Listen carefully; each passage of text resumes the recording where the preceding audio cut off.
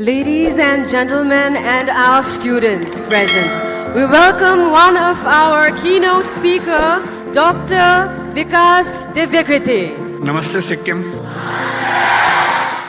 Thank you for your patience, everyone. An internet sensation with more than 2 million subscribers in his YouTube channel, who is well known for helping UPSC aspirants with his tips and tricks. However, not many people know that he had cleared the UPSC Civil Service examinations in his first attempt in 1996. But had left the job to return to teaching profession. He then went on to establish Drishti IAS in 1999. Today, Drishti IAS has become one of the India's premier UPSC coaching institutions and online study web portal. He is none other than Dr. Vikas Divyakriti. Namaste Sikkim. Tashi Dilek. खामरीमो मैं आपसे और उत्साह की उम्मीद कर रहा हूं और जोर से बोलने की उम्मीद कर रहा हूं। नमस्ते सिक्किम। मैं 4 साल पहले सिक्किम आया था as a tourist with my family और मैं इसी गैंगटॉक में रहा कुछ दिन। मैं बॉर्डर तक भी गया, नाथुला भी गया, हरभजन मंदिर भी देखा, सब कुछ देखा। पर मुझे ये उम्मीद नहीं थी कि इस नाचीज़ को, I hope you understand Hindi properly, नाचीज का मतलब वर्थलेस पर्सन या पर यह उम्मीद नहीं थी कि इस नाचीज को इतना सम्मान दे के यहाँ बुलाया जाएगा।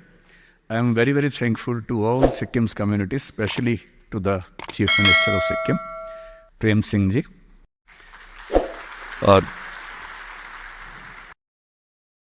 आज से करीब 20 दिन पहले आपके एक सीनियर सिविल सर्वेंट जो मेरे दोस्त भी बन गए, उन्होंने मुझसे बात की आने के लिए, तो मैंने कहा कि मैं ज़रूर आऊँगा। उसके बाद एक दो ऐसी दुविधाएं आई, दुविधा मीन्स डायलेमा, एक दो ऐसे डायलेमा आए कि थोड़ा सा मुश्किल लगने लगा। तो मैंने उनसे कहा कि थोड़ा सा मेरा मामला फंस गया, मुझे बॉम्बे जाना है एक ज़रूरी काम से। तो उन्होंने मुझे एक दो फ़ोटो भेजे। वो फ़ोटो थे कि सड़क पर बोर्ड लगा हुआ है जिसमें मेरी फ़ोटो लगा रखी है उन्होंने, और बोले कि सर वहाँ बच्चे इतना इंतज़ार कर रहे हैं आपका। तो मैंने कहा ऐसा है तो फिर अब कुछ भी हो तो मैं आऊँगा ही आऊँगा। फिर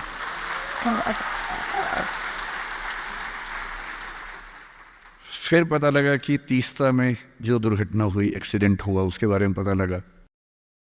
तो मुझे एक दो लोगों ने कहा कि इतना रिस्की है, क्यों जा रहे हो? और मेरा मन था कि जब हमारे देश का एक राज्य इस स्थिति से गुजर रहा है और बाकी देश वहाँ जाए भी नहीं, ये कैसा परिवार हुआ? एक परिवार होने का मतलब तो ये है कि हम वहाँ पर साथ में खड़े हैं।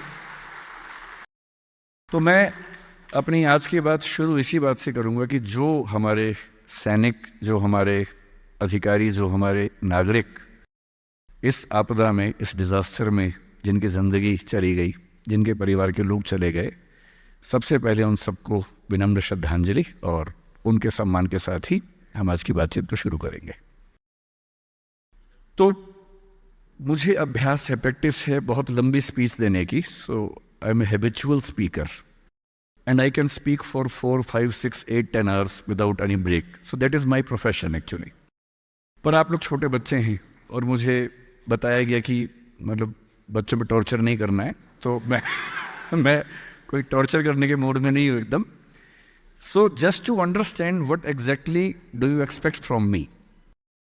तो मैंने कहा कि मैं पहले बच्चों से कुछ सवाल पूछूंगा, मतलब मैं नहीं पूछूंगा, बच्चों को कहूंगा कि वो मुझसे सवाल पूछें, जस्ट टू मेक श्योर कि आप किस तरह की डिस्कशन मुझसे चाहते हैं, so that I can speak on the topics you want. जो मुझे थोड़ा थोड़ा आइडिया है सिक्किम की यूथ के बारे में, एक तो ये है कि सिक्किम की यूथ को सरकारी नौकरी की बहुत इच्छा होती है और शायद इसीलिए मुझे बुलाया भी गया होगा कि मैं सिविल सर्विसेज के लिए पढ़ाता हूँ। पर मैं तो सरकारी नौकरी छोड़ के ये काम कर रहा हूँ, इसलिए हो सकता है कि मैं बहुत सूट ना करूँ, मेरा अपना एग्जाम्पल बहुत सूट ना करे।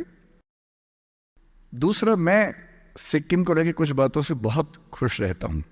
मतलब मेरे जो फेवरेट कुछ स्टेट्स भारत के हैं उनमें एक सिक्किम भी है, और उसके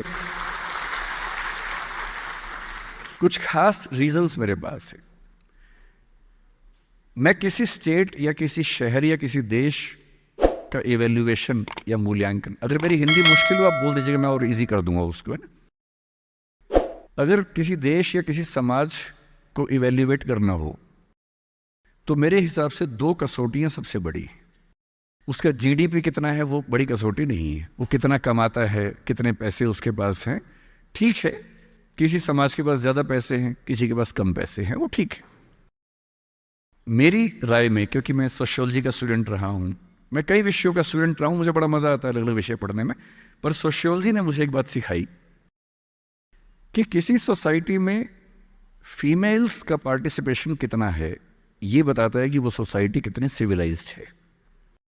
दूसरा, कोई सोसाइटी अपने बीच में जो माइनॉरिटीज़ हैं, जो अलग अलग कम्युनिटीज़ हैं, उन सब के साथ कैसे ट्रीटमेंट करती है ये बताता है कि वो समाज, वो सोसाइटी कितनी सिविलाइज्ड है। These are two fundamental parameters on which I value or weigh any society wherever I go. मैं घुमक्कड़ आदमी हूँ, दुनिया भर घूमता रहता हूँ, कई देश घूमा हूँ, कई राज्य घूमा हूँ, but this is how I try to जज ए सोसाइटी। और जब मैंने पढ़ा सिक्किम के बारे में पिछले कुछ दिनों में, तो मुझे पता लगा कि सिक्किम देश का वो राज्य है, सारे राज्यों में, सारे यूटीज में मिला के, जहाँ विमेन की वर्क पार्टिसिपेशन देश में सबसे ज़्यादा है, नंबर 1 पे है।